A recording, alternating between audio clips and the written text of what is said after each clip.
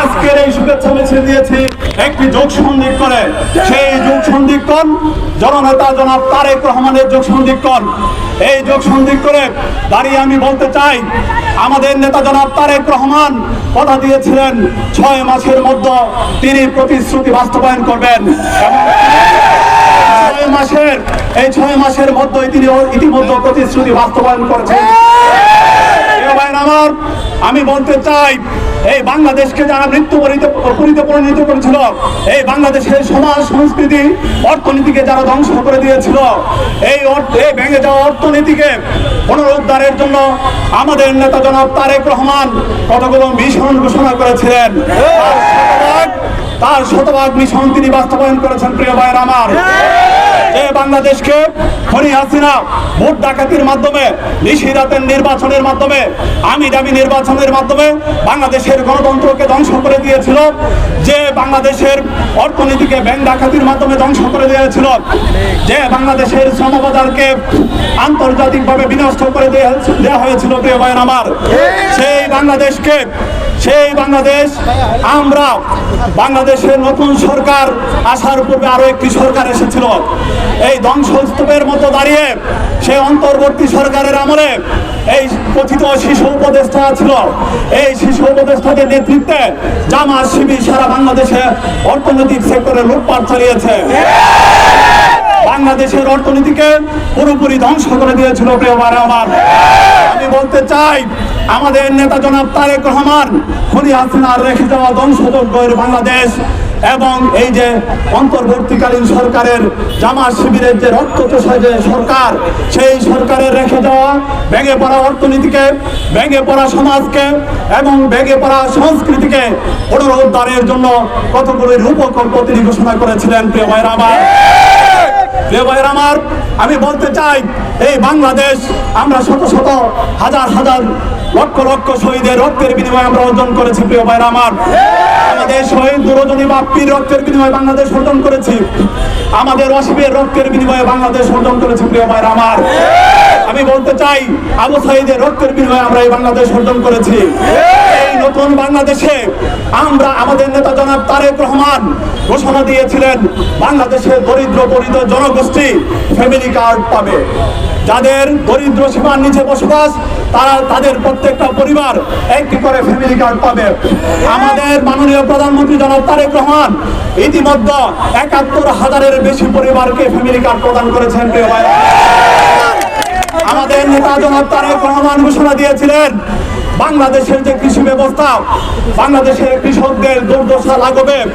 আমাদের নেতা জনাব তারেক রহমান বলেছিলেন, এই দুর্দশাগ্রস্ত কৃষক এবং গরিব কৃষকদের কল্যাণে তিনি কৃষক কার্ড প্রদান করবেন। প্রিয় ভাইরা আমার, আমাদের নেতা জনাব তারেক রহমান ইতিমধ্যে ৩০,৬৭১ জন কৃষককে কৃষি কার্ড প্রদান করেছেন। প্রিয় ভাইরা আমার, আমি বলতে চাই, বাংলাদেশে নারীরা অনগ্রসর এখনো, সেই নারী গোষ্ঠীর উন্নয়নে আমাদের নেতা জনাব তারেক রহমান ঘোষণা করেছেন, বাংলাদেশের নারী গোষ্ঠীকে তিনি, নারী জনগোষ্ঠীকে তিনি মূলধারায় নিয়ে আসতে চান, উচ্চ শিক্ষা নিয়ে আসতে চান।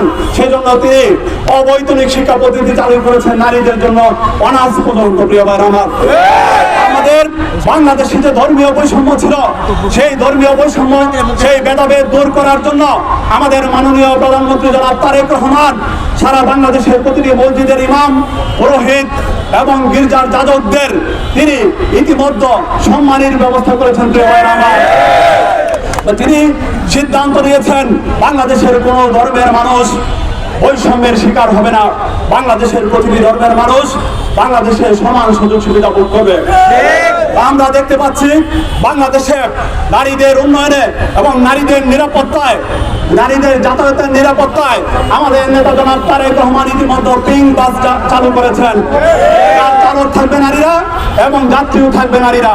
আপনারা জানেন, এতে নারীরা অত্যন্ত সিকিউর ফিল করবে। প্রিয় ভাইরা আমার, বলতে চাই, আমাদের নেতা জনাব তারেক রহমান যখন অর্থনৈতিক মিশন নিয়ে কাজ করছেন, আমাদের নেতা জনাব তারেক রহমান যখন বাংলাদেশের গণতন্ত্র পুনরুদ্ধারের কাজ করছেন, যখন বাংলাদেশের সংস্কৃতিকে তিনি পুনরায় বাঙালি সংস্কৃতি চালু করার চেষ্টা করছেন, তখন ভারতের তাবেদার খুনি হাসিনা ভারতে বসে বাংলাদেশের বিরুদ্ধে ষড়যন্ত্র করছে। প্রিয় ভাইরা আমার, বাংলাদেশের বিরুদ্ধে আবার সেই 2008 সালের পর থেকে বাংলাদেশে 24 সাল পর্যন্ত যে নিপীড়ন নির্যাতনের বাংলাদেশ ছিল, যে রক্ত খেকো হাসিনা বাংলাদেশের জনগণের রক্ত খেয়েছে, সেই বাংলাদেশে আবার সে ষড়যন্ত্রের মাধ্যমে রাজনীতিতে ফিরে আসতে চায়।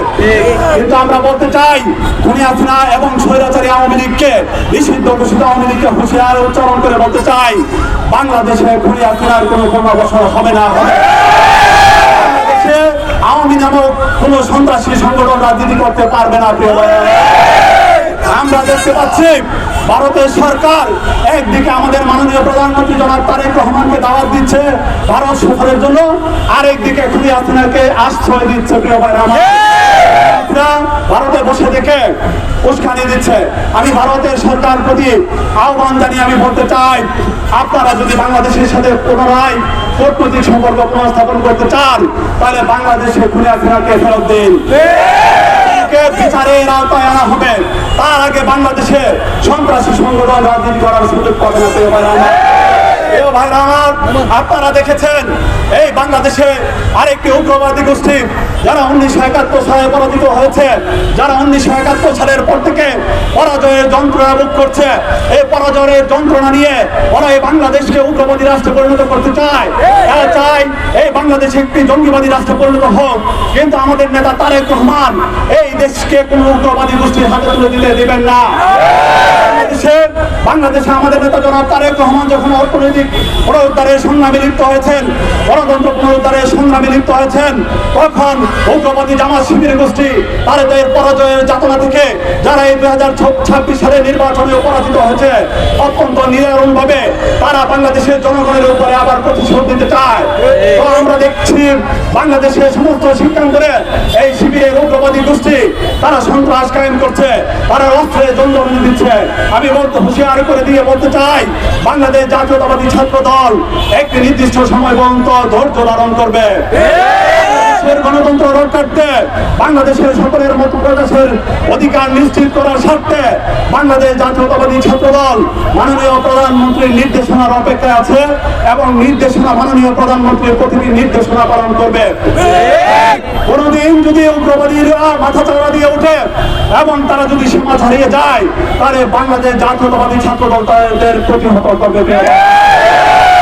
জাতীয়তাবাদী ছাত্র দল এই উগ্রবাদী গোষ্ঠী এবং ফ্যাসিবাদী খুনি হাসিনা গোষ্ঠীকে সাহায্য করার জন্য এবং এদের বীজ বাষ্প ধ্বংস করার জন্য বাংলাদেশ জাতীয়তাবাদী ছাত্র দলে যথেষ্ট। প্রিয় ভাই আমার, বলতে চাই, বাংলাদেশ একটি পরিপূর্ণ গণতান্ত্রিক রাষ্ট্রে পরিণত হবে।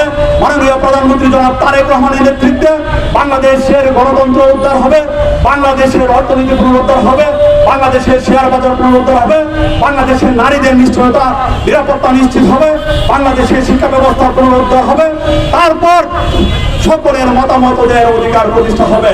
তার আগে কোন উগ্রবাদী গোষ্ঠী এবং ফ্যাসিবাদী গোষ্ঠী যদি বাধা ছাড়া দিয়ে ওঠার চেষ্টা করেন, তাহলে আপনাদেরকে অবশ্যই প্রতিহত করা হবে।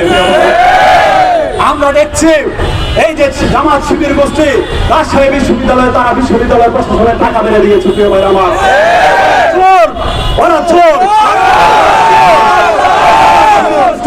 এই উগ্রবাদীদের সন্তান সালাউদ্দিন আম্মার অত্যন্ত উন্মাদ এবং চোর। এই বিশ্ববিদ্যালয় প্রশাসনের টাকা, সাধারণ শিক্ষার্থীদের টাকা এবং রাষ্ট্রের টাকার কোনো হিসাব দিতে পারছে না। প্রিয় ভাই আমার, এই রাষ্ট্রের টাকা ওরা মেরে দিয়েছে। প্রিয় ভাই আমার, এই জামাত শিবির চোরের গোষ্ঠীকে আমাদেরকে মোকাবেলা করতে হবে। প্রিয় ভাই আমার,